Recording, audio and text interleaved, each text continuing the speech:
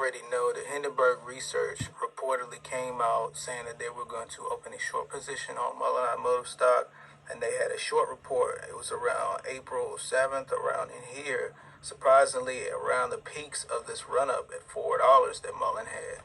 And you can see that Mullen has been fading down ever since, all the way down to a new 52-week low of 22 cents.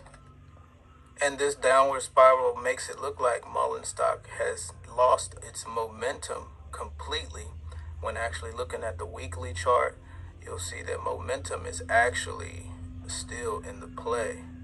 Momentum has stayed up throughout this downtrend, and as well as the MACD on the weekly chart has consistently been in the green. Money for your family office. The markets have been very hard to anticipate. What do you see as an opportunity right now, Raj? Yeah, so we invest in disruptive technologies, and we've been very cautious on the market.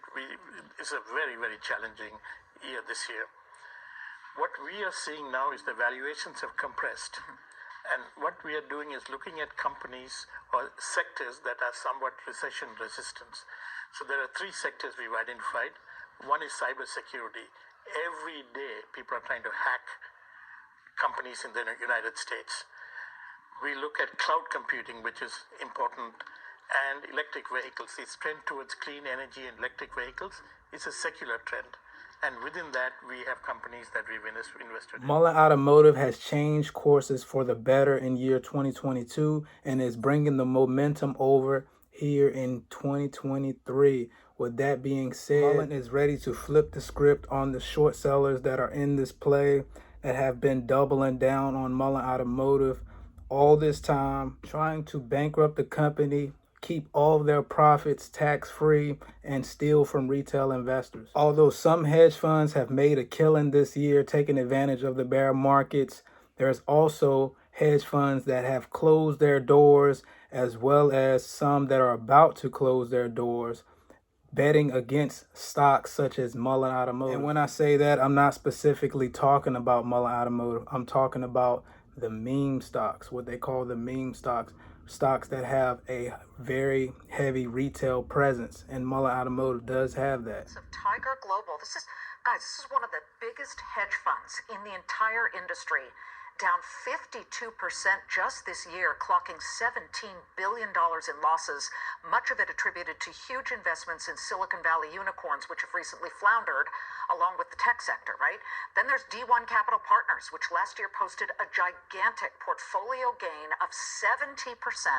It's now scrambling after down 23% year to date after having borrowed $2 billion to take stakes in private companies whose valuations, you guessed it, have now plunged. And then last month, Melvin Capital's Gabe Plotkin pulled the plug on his fund after wrong-footed short bets on GameStop, among other names.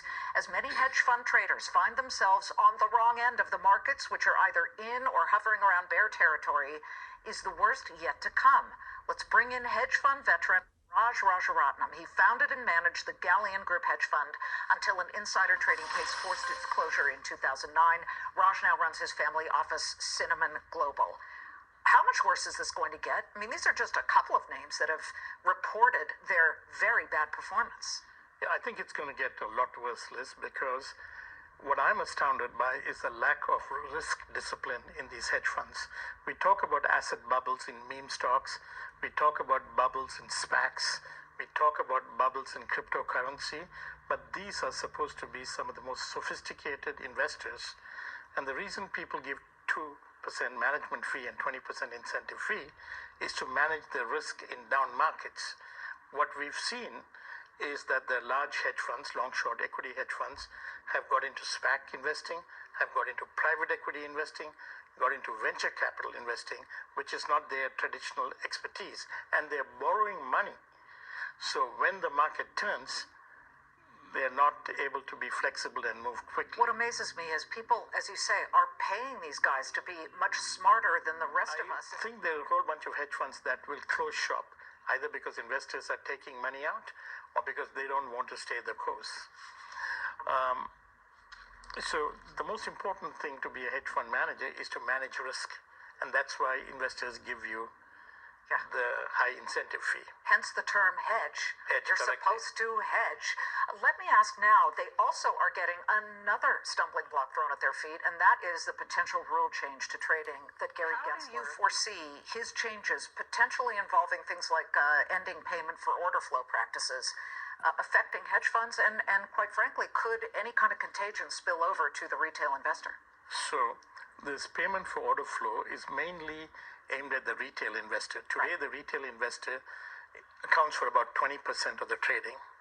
So firms like Charles Schwab, E-Trade, the big retail brokerage firms, Ameritrade, Robinhood, they shop these orders to a firm like Citadel or Virtue, and they get paid for that order flow. In fact, these brokerage firms last year made $3.8 billion paying the brokerage firms for order flow. Right. Put it into an auction system.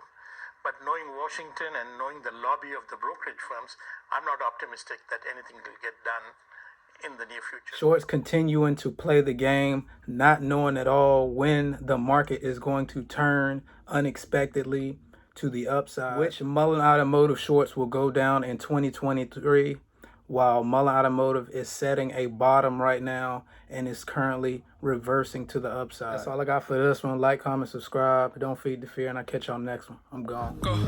Go.